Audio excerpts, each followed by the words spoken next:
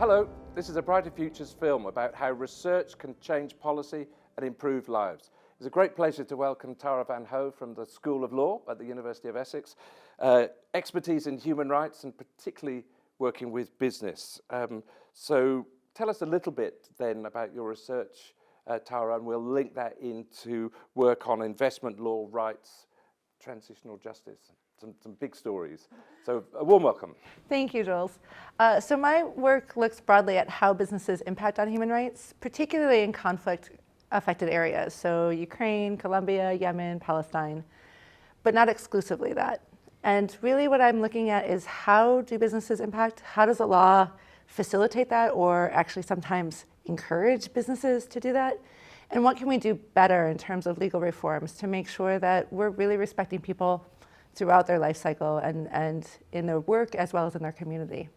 So businesses quite often assumed to be acting for their own benefit or including their workforce perhaps sometimes, but you're taking this into a kind of another sphere about what they can do better for communities, for wider environments and so forth, and how they can be helped to do that. Exactly. So there's a lot of opportunities for businesses to really be good community players. And you do see some businesses take that responsibility seriously and do a lot more than just operate in their own interest. So my work is really looking at how do we make that more mainstream? How do we facilitate that through the law? And what can we do to ensure that businesses, when they are operating, say, in Ukraine, that they're really taking seriously how they're impacting on the conflict dynamic, which parties they're supporting, how they're supporting that, and then what can they do to better facilitate a peaceful resolution to a conflict like that. Yeah, and tell us how that then links into the kind of expertise that you have in human rights then, because that's a kind of broad church. Yes. It's a really important way of kind of thinking about the world and all of its people and putting it into this context of conflict zones is clearly a really important thing to do. Yeah, so human rights is one of those things that everyone kind of thinks that they know what it is, but it's actually a little bit more technical than what most people realize. So you have moral claims to human rights and religious claims to human rights, but then there's the legal content, which is really developed significantly internationally and then regionally and here in the UK through the Human Rights Act. All of these legal systems are really aimed at sort of explaining how does the individual function in relationship to the community and how can the community respond to the individual's needs. And so it's always about a balance between what is my right to free speech versus what is your right to not be defamed, or what is my right to have an education versus your right to have an education. And those kinds of conflicts arise a lot within both the law and within our societies. And so my background is as a human rights generalist, really looking at the whole broad spectrum of rights and how do they interplay and how can we sort of make the law clearer for individuals? How can we help individuals understand what their rights are and facilitate a better balance between the individual and the community? And then take that into the sphere with the businesses, particularly in conflict-affected areas, where, you know, if you're looking at a situation like Ukraine, you're really talking about a state that has a right to defend itself, that has to carry out an armed conflict to do that. That means, unfortunately, launching weapons, dropping bombs, firing at people. But you also have a lot of civilians on the ground there, and you need to make sure that you're protecting their right to life, their right to adequate health, water, food. So really understanding how that balance works in the law, and then translating that for businesses who are operating on the ground and need to know, should I stop operations? Should I leave Ukraine, or should I keep staying? And how do I do that? What's the best approach? Exactly. Yeah. How do I do that while respecting my workers? How do I do that while respecting the community? How do I do that while respecting my shareholders and my other value chain suppliers?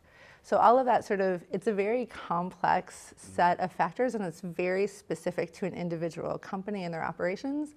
But there are some really strong best principles and good guidelines that we can develop. And so my work is really aimed at that, trying to figure out how to do that.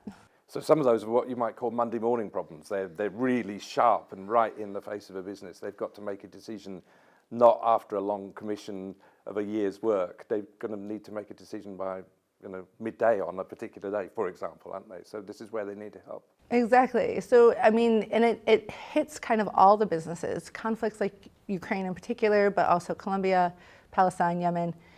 There are conflicts that almost every business in the world has to sort of figure out what to do with it and how to respond. And having some really practical guidance, having really clear indicators around if this is happening, if this is what your operations are doing, you have to leave. This is how you do that well.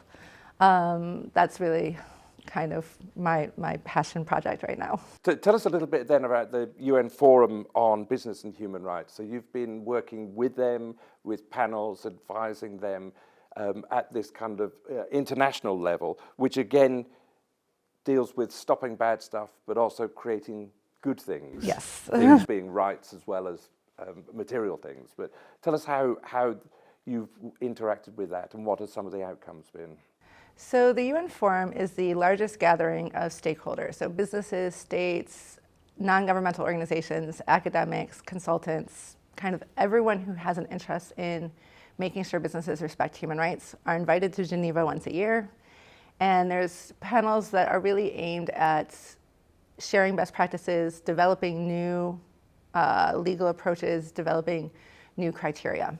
So I've been working with the UN Working Group on Business and Human Rights, which is an expert body that helps organize the forum, and the Office of the High Commissioner for Human Rights for a few years around business and human rights in armed conflict, really teasing out what the legal standards should be, what's expected of businesses if they got into the problematic aspects of working in an armed conflict.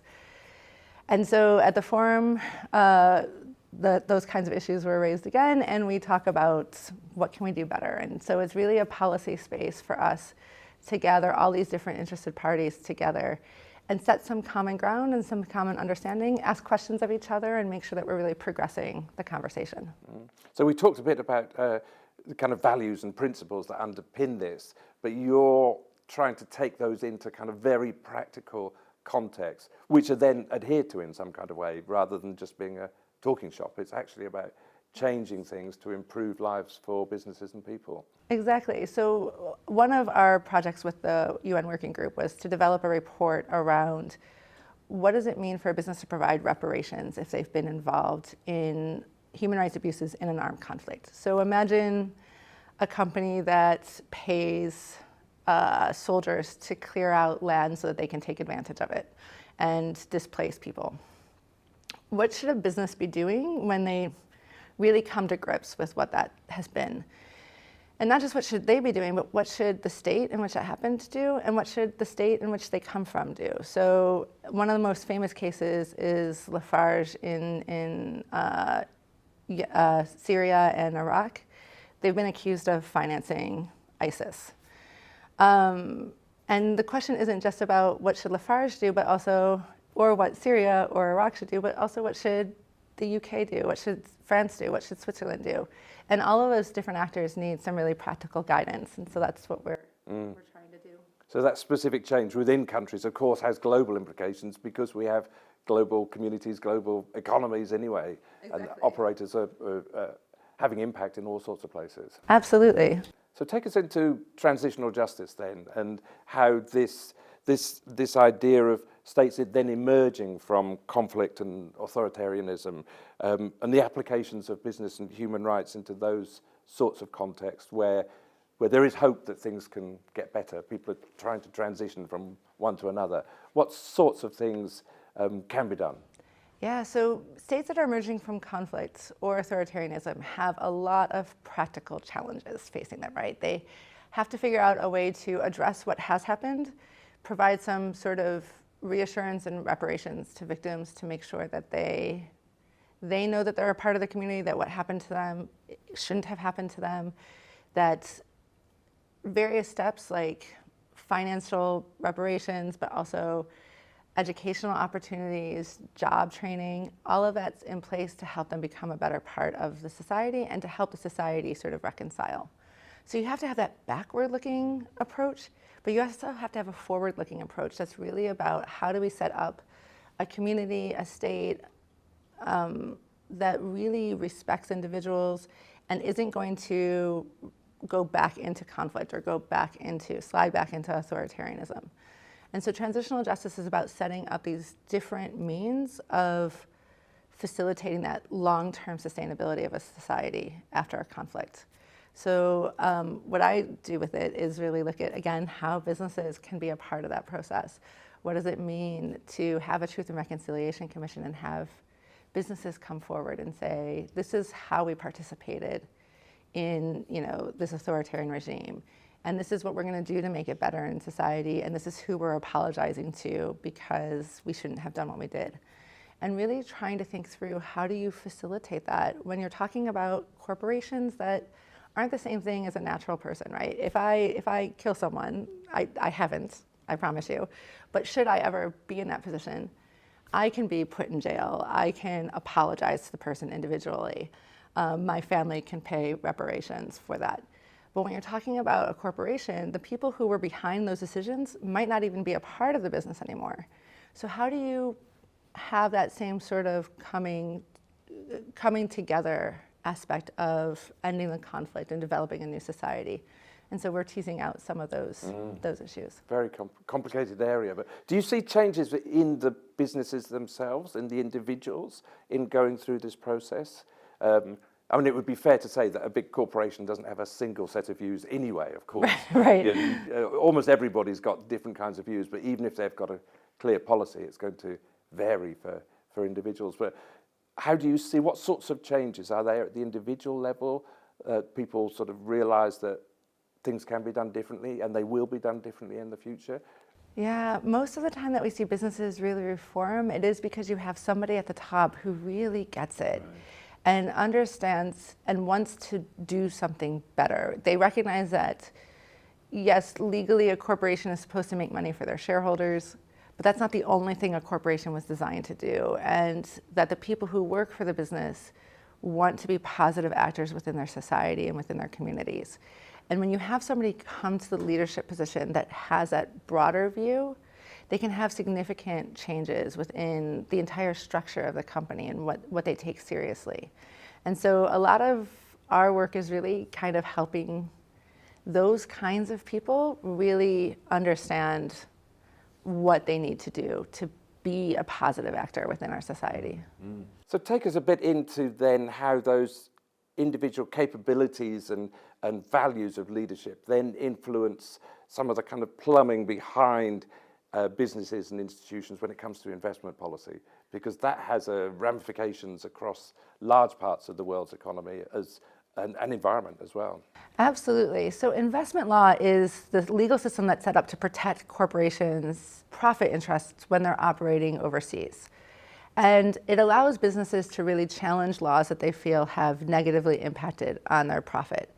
The problem is that for some businesses, that those changes are things that are needed to protect the environment, to protect human rights, to respond to labor conditions, changes in the workforce. So when businesses use these courts and tribunals, they're really challenging our ability to adopt laws. And that can be necessary at times, but it can also be really problematic, particularly when it comes to environmental protection. So we've seen an influx of cases in the last couple of years where corporations are challenging things like prohibitions on oil exploration or exploitation.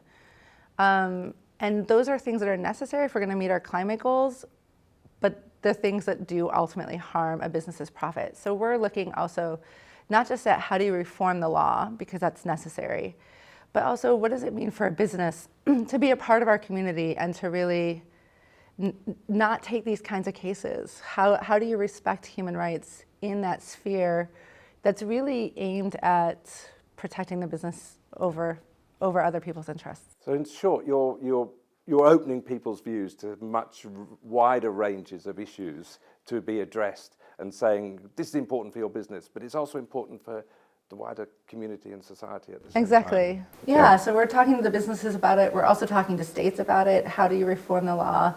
And setting up some best practices. So again, I worked with the United Nations Working Group on Business and Human Rights and gave advice to them around what kinds of reforms to the infrastructure, to the legal architecture do we need to really protect ourselves and to protect our societies.